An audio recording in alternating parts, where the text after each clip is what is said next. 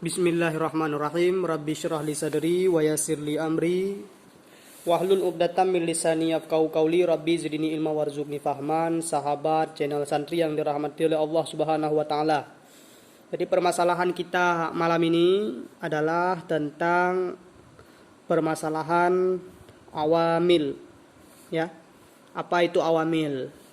Bahkan para ulama tersebut juga ada mengarang kitab, ya, seperti namanya Syekh Al-Jarjani. Beliau mengarang kitab yang namanya Awamilun. Awamil ini adalah jamak daripada kata amilun, ya, jamak daripada amilun. Jadi amilun jamaknya adalah awamilun, ya. Amil ini kalau secara mudahnya kita pahami, dia adalah penyebab bagi baris akhir kalimat. Amil. Amil ini penyebab bagi, ya, baris ujung kalimat. Jadi yang disebut amil adalah penyebab bagi baris ujung kalimat. Kenapa kalimatnya nanti kadang-kadang bisa berbaris kasrah? Seperti kitabi. Kenapa bisa kitabi? Kenapa enggak kitabah atau kitabu? Ada penyebabnya, ya. Ada amil. Itu namanya amil, ya. Penyebabnya. Apa penyebabnya? Contohnya seperti fi. Fi kitabi. Karena ada amil, fi ini menjadi amil, maka dengan sebab dia baris ujung daripada kalimat kitab ini menjadi kasrah. Kitabi. Ada lagi nanti kitabu. Berarti amilnya bukan fi nanti. Amilnya beda lagi. Ya. Ada lagi nanti ketika mansub, ya, nasab. Dia baris fathah. Kenapa bisa fathah? Ada amilnya nanti di belakang. Jadi yang kita permasalahkan ini adalah amil. Penyebab bagi baris ujung kalimat. Itu yang dikatakan dengan amil. Kalau kita jamakkan adalah awamil. Jadi amil tersebut dia terbagi kepada dua. Ada yang lafzi, ya, arti lafzi ini bisa dipandang, artinya nampak dan terucap. Ada yang maknawi. Maknawi ini tidak terucap dan tidak nampak bentuknya. Seperti contoh, saya kasih gambaran, contoh mubtada. Faslun, yaitu ke kabar, ya. Kalau dalam awal-awal kalimat, kita ketemu faslun. Siapa yang menjadi penyebab bagi marfu'nya faslun? Tidak ada kalimat apa-apa di belakangnya. Tidak ada amil, berarti dia amil maknawi, amil yang tidak nampak. Apa amil maknawinya? Yakni mubtada yang ditakdirkan. Takdirkannya hadza. Jadi kalau kita taruh arti bermula ini, itu satu fasal, ya. Di amil ada terbagi dua, lafzi dan terbagi kepada satu lagi maknawi. Lafzi yang nampak,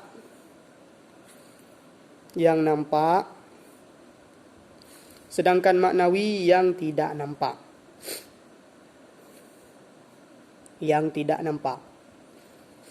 Jadi kalau untuk mubtadi perlu dihafal dulu amil-amil yang dapat memansub, yang dapat mengkasrahkan, baris ujung.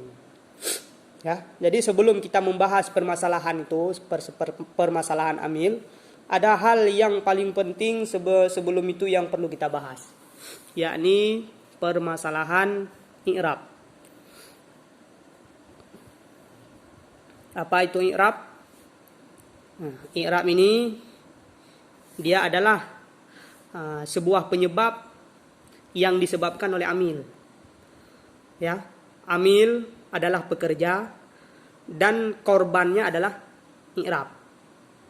Contoh lain seperti saya buat contoh seperti orang yang menanam padi. Menanam padi kita taruh ibaratnya seperti amil. Yang ditumbuhkan apa? Padi, berarti padi itu i'rab. Itu permisalannya. Permisalan antara amil dengan i'rab adalah seperti orang yang menanam padi, lalu hasilnya adalah padi. Demikian juga amil. Amil menjadi penyebab, lalu lahirlah i'rab. I'rab apa? Berubah akhir kalimat. Berubah akhir kalimat. Ini yang dikatakan dengan i'rab. I'rab ini dari mana asalnya? Karena apa ada i'rab? Karena ada amil. Seperti saya taruh contoh tadi, orang pergi ke sawah bertani, ya, menanam padi. Nah, itu orang adalah amil, kita ibaratkan seperti amil. Lalu dia menghasilkan padi. Nah, lalu dia amil ini menghasilkan i'rab. Oke. I'rab ini ada terbagi kepada 4. Dengan sebab amil tersebut ada terbagi kepada 4. Yang pertama rafa, yang kedua nasab, yang ketiga jazam, yang keempat jar atau khafat. Ya, jadi jar dengan khafat ini kalau dipertanyakan sama orang, apakah beda jar dengan khafat? Kalau jar ini adalah istilah yang dipakai oleh ulama basarah, ya, ulama basarah. Jadi dua-dua betul. Kalau khafat ini istilah yang dipakai oleh ulama Kufah. Jadi i'rab terbagi pada 4, rafa, nasab, jazam, dan jar atau khafat. Nama lain daripada jar adalah khafat. Apa itu rafa? Pertanyaannya, apa itu rafa? Rafa itu dia bisa ada terbagi lagi rafa, tapi untuk bagi mubtadi, ya, untuk mubtadi saya kasih tahu rafa ini adalah dhammah. Rafa ini banyak sebenarnya, bukan dhammah aja, tapi untuk mubtadi untuk memudahkan adalah dhammah dulu. Nasab, kalau dikatakan nasab adalah fathah. Jazam, kalau dikatakan jazam adalah sukun.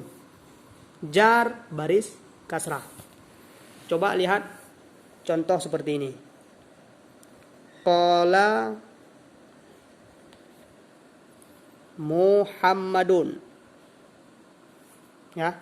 Ini kalau dalam istilah nahwu nasab, ini nasab, ini rafa, ya, baris rafa seperti ini.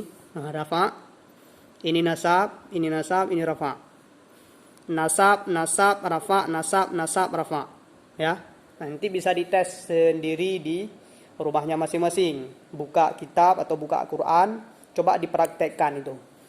Dan ini harus dikenal.